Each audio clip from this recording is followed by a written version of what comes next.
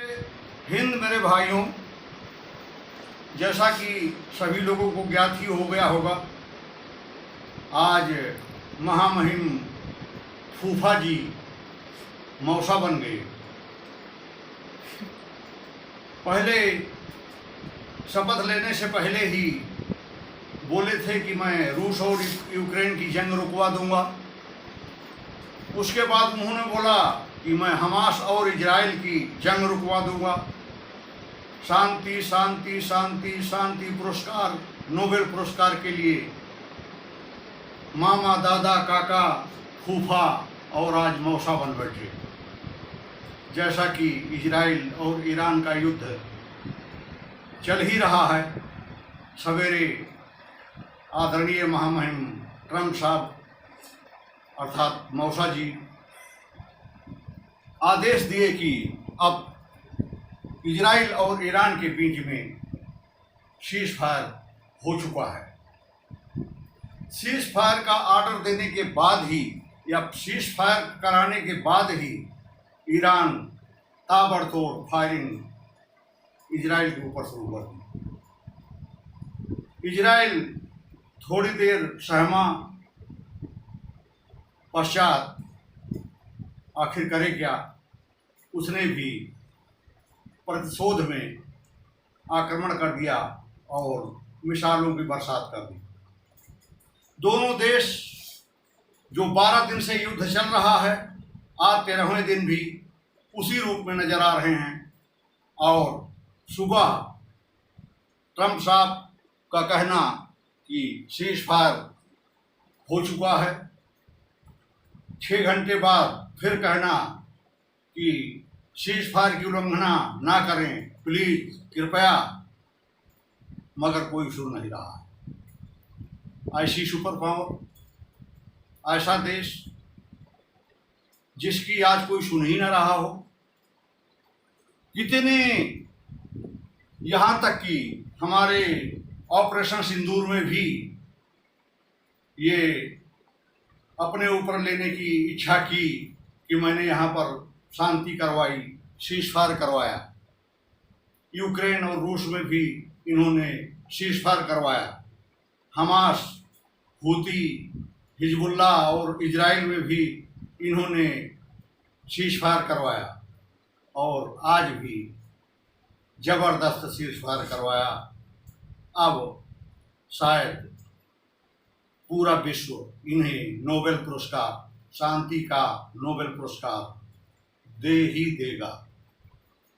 युद्ध आगे बढ़ ही रहा है, युद्ध आगे चल ही रहा है। जैसा कि आपको ज्ञान ही होगा कि इजराइल के बीच में अमेरिका ने भी कतर, दोहा से, वहाँ पर उनका एयरबेस जो है, वहाँ से उन्होंने B-2 बॉम्बर से मिसाइलों का अटैक किया था।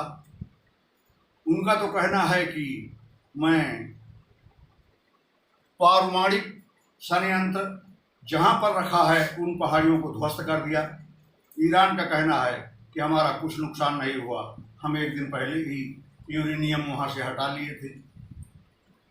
हाँ, कोई ऐसा रिसाव भी सामने नहीं आया। अब ये पूछा जा रहा है कि इसमें इजराइल जीता या ईरान। इजराइल जीता है, क्योंकि इजराइल को ये 57 देश कैंसर के रूप में देखते हैं। कभी भी उसको खा जाने, चबा जाने की इच्छा में रहते हैं और हमेशा उसके ऊपर कभी आतंकवादी रूप से और कभी डायरेक्ट युद्ध से उसको परास्त करने की कोशिश करते रहते हैं। हाँ, ईरान भी जीता है, क्योंकि ईरान की आदत है जीतना जीतना जीतना कहने की। इराक भी ऐसे कह रहा था जब उनके गद्दाफी और सद्दाम हुसैन पूरा परिवार ख़त्म हो गया, तब उनके समझ में आया कि मैं हारा हूँ। इसके पहले वो भी जीत ही रहे थे। ईरान भी उस समय तक जीता हुआ महसूस करें जब तक कि 30 शीर्ष ऑफिसर्स सेना के और 9 वैज्ञानिक तो मारे ही गए हैं। अब खोमनई की बारी है, खोमनई के परिवार की बारी है। जब तक ईरान त्राहिमाम नहीं करने लगेगा, तब तक इनके मुख से यही निकलता रहेगा कि ईरान जीत गया है। जैसे ऑपरेशन सिंदूर के समय में भारत के आक्रमण के बाद सब कुछ विनष्ट 4 दिन के अंदर पाकिस्तान कर दिया, लेकिन पाकिस्तान के अंदर मीडिया द्वारा ये बताया गया कि पाकिस्तान जीत गया है और जनता वहाँ की जश्न मनाना शुरू कर दी। 4 दिन के बाद जब पता चला कि नहीं, हम तो गद्दार हैं, हम कहीं नहीं जीते हैं, तो फिर मुल्ला मुनीर और वहाँ की प्राइम मिनिस्टर के ऊपर अब कब मौका मिले जनता को कि कब वो पत्थर मारे, इसका इंतजार हो रहा है। आज ईरान में भी ये जश्न मनाया जा रहा है, ईरान जीत गया, लेकिन सद्दाम हुसैन की तरह जब तक ना हो तब तक जीता हुआ है, मैं तो ऐसा महसूस करता नहीं। हाँ, अपने माइंड को वॉश करके, ये कोई आवश्यक नहीं है। दुश्मन भारी पड़ रहा हो तो पीछे भी हट जाओ, अपनी जनता को बचा लो, मानव जीवन को बचा लो, तब तो मैं जीत मानूंगा।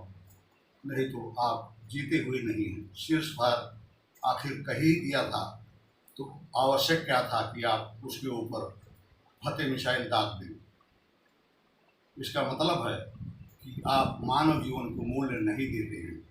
आप इतने आदमी मारे गए, उसके बाद भी अपने को मरवाना चाहते हैं। अभी भी समय है, सोच विचार करके जो अच्छा लगे करना। फिर ईरान में जश्न